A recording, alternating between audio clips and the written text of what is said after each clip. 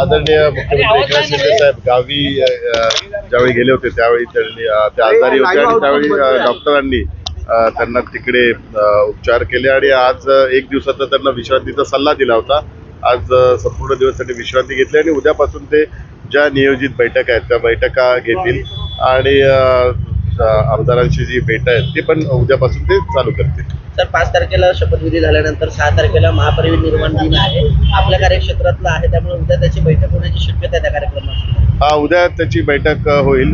मी जसं सांगितलं की डॉक्टरांनी एक दिवसाचा विश्रांतीचा सल्ला दिला, त्यानुसार आज पूर्ण दिवस त्यांनी विश्रांती घेतली आणि उद्यापासून ज्या नियोजित बैठका आहेत त्या बैठका घेतील आणि जो आपला नियोजित कार्यक्रम आहे त्या कार्यक्रमानुसार ते उद्यापासून सर्वांना भेटतील। गृह खातं असेल इतर खात्यासंदर्भात चर्चा नाही, या संदर्भातल्या चर्चा यापूर्वीच महायुतीची बैठक ज्यावेळी दिल्लीत झालेली आहे त्यावेळी आदरणीय अमित शाह साहेबांबरोबर बैठक की ह्या संदर्भात संपूर्ण चर्चा झालेल्या आहेत। आता भारतीय जनता पार्टीच्या गटनेत्याची बैठक 4 तारखेला आहे, गटनेता निवडीची, आणि माझ्या माहितीप्रमाणे 2 निरीक्षक पण केंद्रीय नेतृत्वाने त्यांची नियुक्त केलेली आहे। त्यामुळे 4 तारखेची त्यांची बैठक झाल्यानंतर आणि गटनेता निवड झाल्यानंतर महायुतीची ज्या बाकीच्या ज्या प्रोसिजर आहेत त्या प्रोसिजर पूर्ण होतील आणि त्याची सुरुवात पडेल। महायुतीमध्ये एक बैठक होणार होती आमदारांची, उद्या होण्याची शक्यता आहे का? नाही, जोपर्यंत भारतीय जनता पार्टीच्या गटनेत्यांची बैठकीची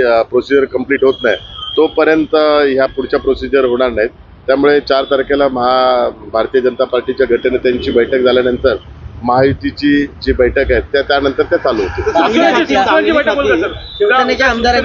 निश्चित स्वरूपात भारतीय जनता पार्टीचा गटनेता निवड झाल्यानंतर सगळ्या ज्या प्रोसिजर आहेत सरकार स्थापनेच्या त्या सरकार स्थापनेच्या प्रोसिजर त्यानंतरच सुरुवात होती। चांगली खात्री मिळतील, नाराज होणार नाही। यापूर्वीच माननीय मुख्यमंत्री एकनाथ शिंदे साहेबांनी आपली भूमिका स्पष्ट केलेली आहे। देशाचे पंतप्रधान आदरणीय नरेंद्र मोदीजी, गृहमंत्री आदरणीय अमित शहाजी जे निर्णय घेतील, जे भूमिका घेतील त्या भूमिकेला शिवसेनेचा पाठिंबा असेल। त्यामुळे ते निश्चित स्वरूपात आणि यापूर्वीच आदरणीय अमित शाह साहेबांनी हे सूचित केलेलं आहे की माननीय मुख्यमंत्री एकनाथ शिंदे साहेबांचा सन्मानपूर्वक त्या संदर्भात महायुतीचा सरकारमध्ये भूमिका असेल आणि त्याचा प्रत्यय तुम्हाला दिसून येईल। ते म्हणतं आत्ता गेले, त्यांचं देखील म्हणणं आहे की मुख्यमंत्री जे आहेत ते एकनाथ शिंदेच बनावे, जगद्गुरू असं म्हणतात, त्यांनी देखील आशीर्वाद दिले। नाही, सर्वांचीच इच्छा आहे, पण महाराष्ट्रातील प्रत्येक जनतेची पण इच्छा आहे, लाडक्या बहिणींची पण इच्छा आहे, पण आता महायुतीच्या संदर्भातले जे काही निर्णय आहेत तर त्या सर्व निर्णयांची दिल्लीमध्ये बैठक झालेली आहे। आता भारतीय जनता पार्टीचा गटनेता निवड झाल्यानंतर महायुतीच्या माध्यमातून सरकार स्थापनेच्या सर्व प्रोसिजरची सुरुवात होईल। सर, अशी देखील माहिती समोर येत आहे की देवेंद्र फडणवीस हे मुख्यमंत्री होणार, भाजपच्या हायकमांडने देखील मान्यता दिलेली आहे। आपल्याला सर्वांना माहिती आहे की भारतीय जनता पार्टीच्या केंद्रीय नेतृत्वाने 2 निरीक्षकांची नियुक्ती केलेली आहे, ते 4 तारखेला येतात। आपण 4 तारखेला त्यांची जी प्रोसिजर आहे त्या प्रोसिजरची आपण वाट बघावी आणि त्यांचा जो निर्णय आहे त्या निर्णयाची तुम्हाला माहिती आहे। गिरीश महाजनबरोबर काय बातचीत झाली का?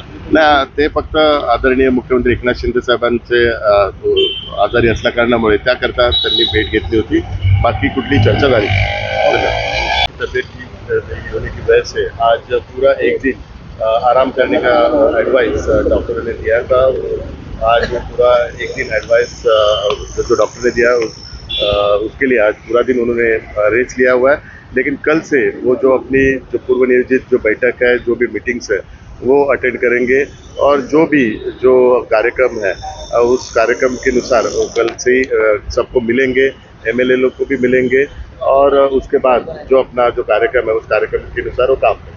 सर, जिस प्रकार से देखा जाए महायुति में अभी तक जो मुख्यमंत्री का चेहरा है वो अभी तक सामने आया नहीं है, लेकिन गृह खाता है या और अन्य जो खाते हैं उनके लिए शिवसेना की जो बातें हो चल रही है, इस वजह से मुख्यमंत्री कहीं पे नाराज है, इसकी भी चर्चा हो रही है। नहीं, ऐसी कुछ बात नहीं है। मीडिया के माध्यम से बहुत ही गलत अफवाहें भी फैलाई जा रही है। आप सभी को पता है माननीय मुख्यमंत्री एकनाथ शिंदे साहब जी ने अपनी भूमिका स्पष्ट की है।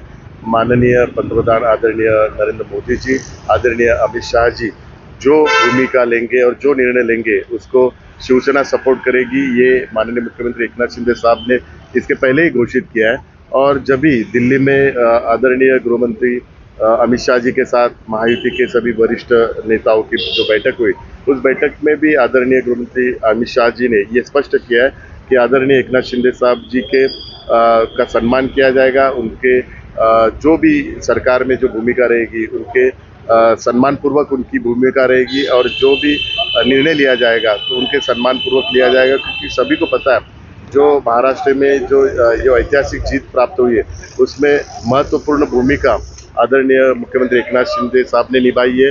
तो ये सभी को ये जानते हैं, इसके लिए महायुति की इस सरकार में उनकी भूमिका एक बहुत ही महत्वपूर्ण रहेगी। और भारतीय जनता पार्टी के केंद्रीय नेतृत्व ने जो 2 निरीक्षक 4 तारीख को जो नियुक्त किए, वो 4 तारीख को भारतीय जनता पार्टी के विधायकों की बैठक लेंगे और उसमें उनका विधिमंडल का नेता का सिलेक्शन हो जाएगा। और उसके बाद महायुति के माध्यम से जो सरकार स्थापन होने वाली है, उस सरकार की प्रोसीजर स्टार्ट हो जाएगी। सर, जिस प्रकार से देखा जाए 2 से 3 दिन तक मुख्यमंत्री जो है वो आराम कर रहे हैं, लेकिन अभी उनकी तबीयत में बदलाव कुछ दिखाई दे रहे हैं क्या? अभी कब से वो बैठक लेना शुरू कर आज उनको कंप्लीट रेस्ट करने का डॉक्टर ने एडवाइस किया था, तो आज उन्होंने कंप्लीट रेस्ट ली है और कल से वो सभी मीटिंग अटेंड करेंगे। सभी जो हमारे एमएलए लोग हैं, सभी से वो बातचीत करेंगे और जो उनकी रूटीन प्रोसीजर है, वो प्रोसीजर कल से वो स्टार्ट करेंगे और इसकी जानकारी भी आपको मिलेगी। गिरीश महाजन से बातचीत हुई क्या? गिरीश महाजन जी आदरणीय एकनाथ शिंदे साहब को मिलने को आए थे, क्योंकि उनकी तबीयत खराब थी, इसके लिए केवल मिलने को आए थे। कुछ राजनीतिक बात उसमें कुछ हुई नहीं। धन्यवाद। Thank you. देश विदेशातील प्रत्येक घडामोडींचे लाईव्ह अपडेट मिळवण्यासाठी आता साम टीव्हीच्या सर्व सोशल मीडिया प्लॅटफॉर्मला लाईक, फॉलो आणि सबस्क्राईब करा। तसंच सर्व नोटिफिकेशनसाठी बेल आयकॉन प्रेस करायला विसरू नका।